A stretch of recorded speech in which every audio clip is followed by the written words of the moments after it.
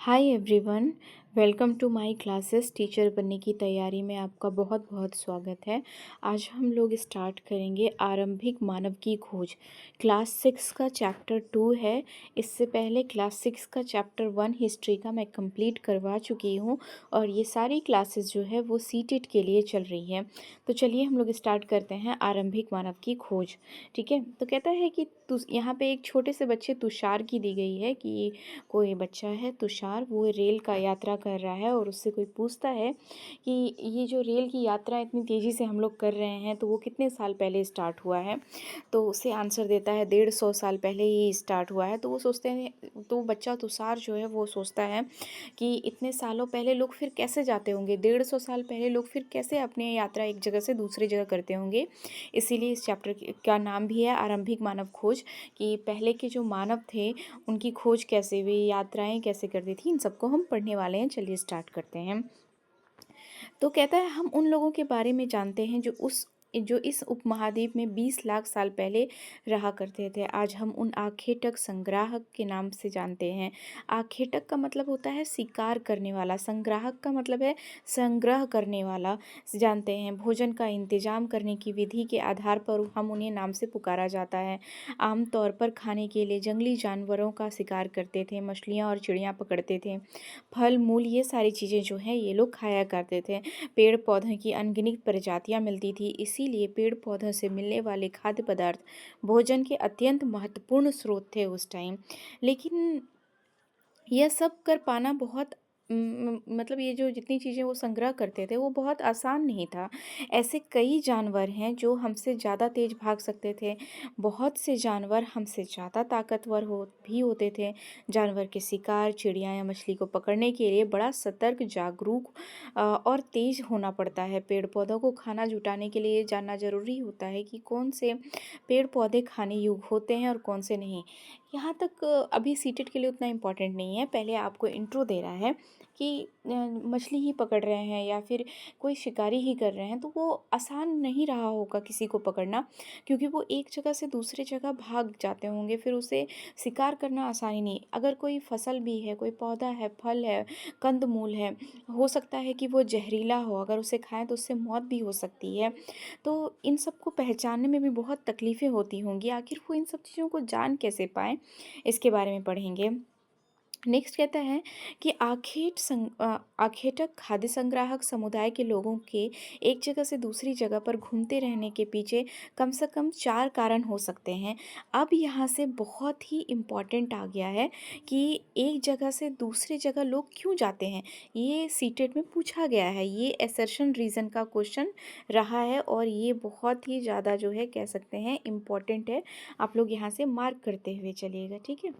कहता है पहला कारण है कि अगर वह एक जगह से एक ही जगह पर ज़्यादा दिनों तक रहते तो आसपास के पौधे, फलों, जानवरों को खाकर समाप्त हो जाते। तो हम यहाँ पर जो है फर्स्ट रीज़न देखेंगे। जो फर्स्ट रीज़न है, कहता है अगर एक ही जगह पे रहेंगे तो वहाँ का एक इंसान तो रहेगा नहीं, बहुत सारे रहे होंगे, तो वहाँ पर फल मूल पौधे ये सब खत्म हो जाते होंगे।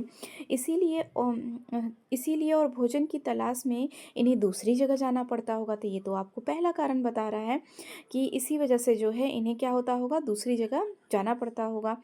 लेकिन फिर अगर हम देखें यहाँ पर दूसरा कारण, तो दूसरा कारण यहाँ पर बता रहा है कि दूसरा कारण है कि ये कि जानवर अपने शिकार के लिए या फिर हिरन और मवेशी अपना चारा ढूंढने के लिए एक जगह से दूसरी जगह जाया करते थे। इसीलिए इन जानवरों के शिकार करने के लिए लोग भी पीछे पीछे जाते थे। दूसरा रीज़न है कि जो अगर मान लीजिए जानवर कोई है एक जगह से दूसरी जगह खाने के लिए जा रहा है, तो इसके पीछे पीछे वो मानव भी चला जाता था। याद रखिए ये सर्चन रीज़न का क्वेश्चन बन सकता है और ये आया हुआ है, इसलिए आपको पहला कारण और ये दूसरा कारण बड़ी ही ध्यान से पढ़ना है। तीसरा कारण ये है कि पेड़ और पौधे, फल फूल अलग अलग मौसम में आते हैं, इसलिए लोग उनकी तलाश में उपयुक्त मौसम के अनुसार अन्य इलाके में घूमते रहे होंगे। मतलब पहला कारण है आपका कि एक जगह सब कुछ ख़त्म हो गया है तो दूसरी जगह जा रहे हैं। दूसरा कारण है कि जानवरों के पीछे पीछे दूसरे जगह चले गए। तीसरा कारण है कि मान लीजिए कि अभी के ठंड के टाइम में आपको कॉलीफ्लावर ये सब मिल जाएगा, लेकिन आपको वो समर सीजन में नहीं मिलेगा। तो वैसे ही अगर एक सीज़न में कोई एक सब्ज़ी मिली, दूसरी सीज़न में वो सब्ज़ी नहीं मिल पाई, तो उसके लिए भी वो एक जगह से दूसरी जगह जो है जाते थे। नेक्स्ट कह रहा है कि जो चौथा कारण है, और चौथा कारण ये है कि पानी के बिना किसी भी प्राणी का, जो पानी है उसके बिना किसी भी प्राणी या पेड़ पौधे का जीवित रहना संभव नहीं होता है, और पानी झीलें, झरनों तथा नदियों में ही मिलता है।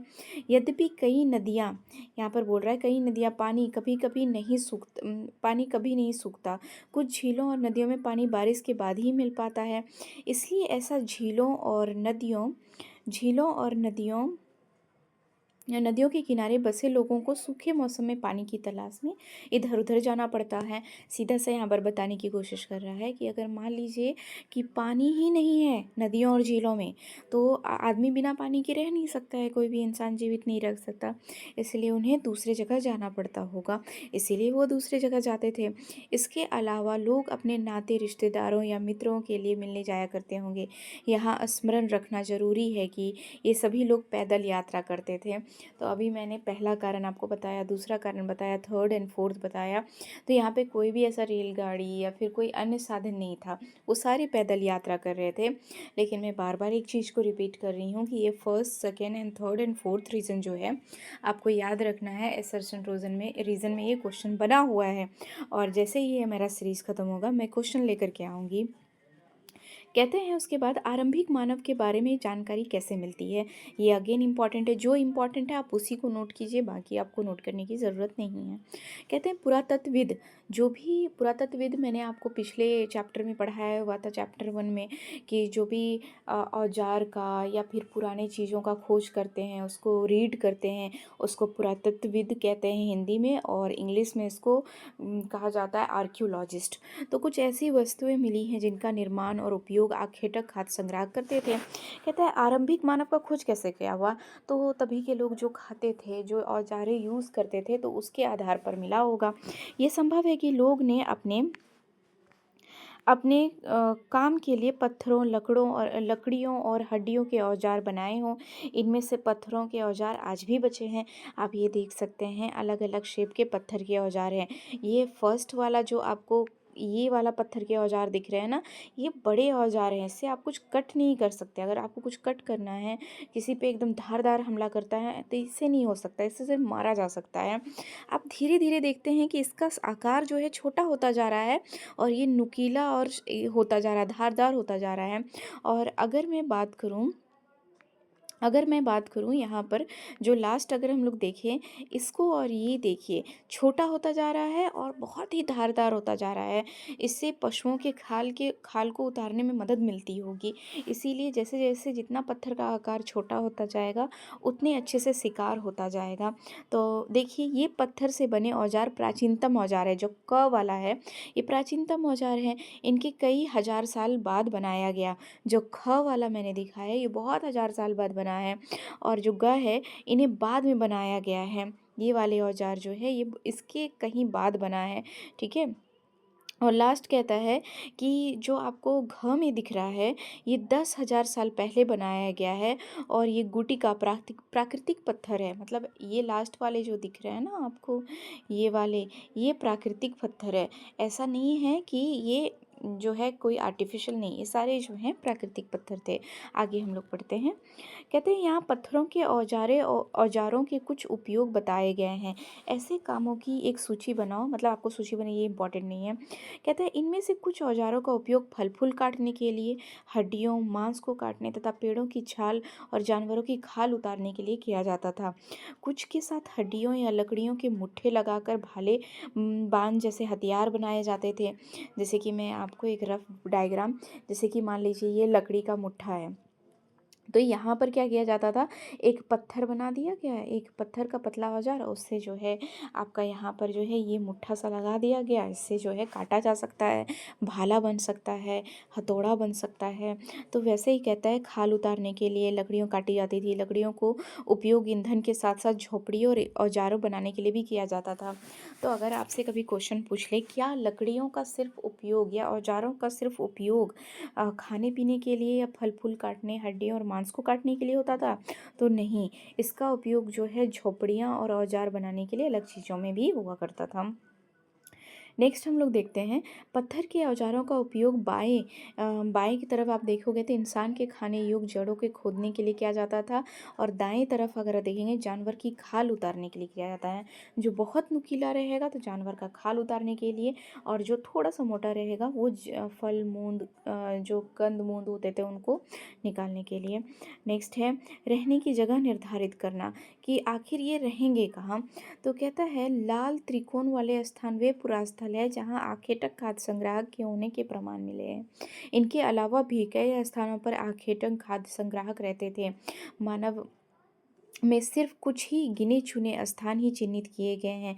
कई पुरस्थल नदियाँ झीलें, तो देखते हैं हम लोग कि ये कह रहा है कि लाल त्रिकोण वाले स्थान पर, तो हमें लाल त्रिकोण वाला स्थान देखना है, जिससे हम लोग देख रहे हैं यहाँ पर भीमबेटका जो है मध्य प्रदेश में है, बहुत इंपॉर्टेंट है, याद रखिएगा। लाल त्रिकोण वाला यहाँ पर रहते थे। फिर यहाँ पर देखिए लाल त्रिकोण है, कुरनुल की गुफाएं हैं लाल त्रिकोण में। तो आपको अलग अलग डिज़ाइन दिया गया है ताकि आप देख सको लोग रहते कहाँ थे। ठीक है, उसके बाद हम लोग ध्यान देते हैं चूँकि पत्थर के उपकरण बहुत महत्वपूर्ण थे, इसलिए लोग ऐसी जगह ढूंढते रहते थे जहाँ अच्छे पत्थर मिल सकें। जहाँ लोग पत्थरों से औजार बनाते उन स्थलों को उद्योग स्थल कहते हैं। कहता है बेटका जो मैंने अभी तुरंत दिखाया था, ट्रायंगल, फर्स्ट ट्रायंगल, आधुनिक एमपी, आवासीय पुरास्थल उन्हें कहते हैं जहाँ लोग रहते थे। इनमें गुफाएं, कंदराओं जैसे वे स्थल होते हैं जिसमें यह दर्शाया गया है लोग इन गुफाओं में इसलिए रहते थे क्योंकि यहाँ बारिश, धूप, हवाओं से राहत मिलती थी। अगेन ये बहुत इंपॉर्टेंट है, इसको आप लोग मार्क, जो इंपॉर्टेंट है मैं उसी को मार्क करने के लिए कह रही हूँ और कुछ नहीं करना है।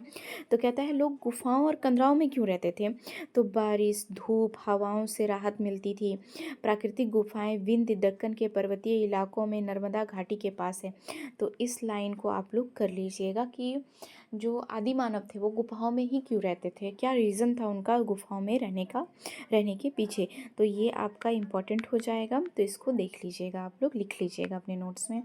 उसके बाद हम लोग आगे बढ़ रहे हैं, देखिए यही है भीमबेटका की गुफाएं। नेक्स्ट हम लोग आगे बढ़ते हैं। यहाँ पे एक क्वेश्चन दिया गया है और फिर कहता है पुरा स्थल के बारे में बताया गया है। पुरा स्थल उस स्थान को कहते हैं जहाँ औजार, बर्तन और इमारतें जैसी वस्तुओं के अवशेष मिले हैं। अवशेष को इंग्लिश में कहते हैं फॉसिल्स कह सकते हैं। ऐसी वस्तुओं का निर्माण लोगों ने अपने काम के लिए किया था और बाद में वे उन्हें वहीं छोड़ गए। ये ज़मीन के ऊपर, अंदर कहीं भी रह सकते हैं। मैं आपको बता रही हूँ, पता नहीं सीटेट ने इससे कितने बार क्वेश्चंस बनाए हैं, ये तो कर ही लेना है। बच्चे छोड़ देते हैं, उनको लगता है कि यहाँ से क्वेश्चन नहीं आएगा, लेकिन यहीं से आता है। बहुत सारे टीचर बताते ही नहीं कि यहाँ से क्वेश्चन बनेगा।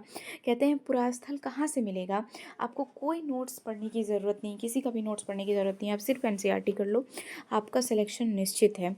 कहते हैं ऐसी वस्तुओं का निर्माण लोगों ने अपने काम के लिए क्या करते थे, जैसे कि इमारत है, औजार है, वहीं पर छोड़ करके चले गए, उनको अवशेष कहा।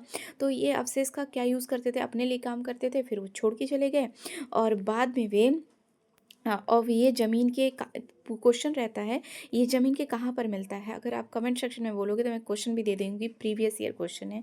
ये ज़मीन के ऊपर, अंदर, कभी भी समुद्र और नदी के तल में पाए जाते हैं। बस इसी लाइन को रट लीजिए कि जो पुरास्थल है वो हमें कहाँ मिल सकते हैं।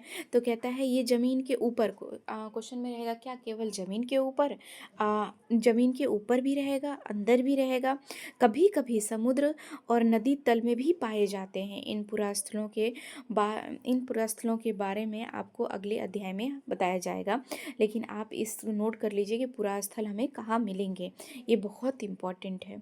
उसके बाद देखते हैं पाषाण औजारों का निर्माण।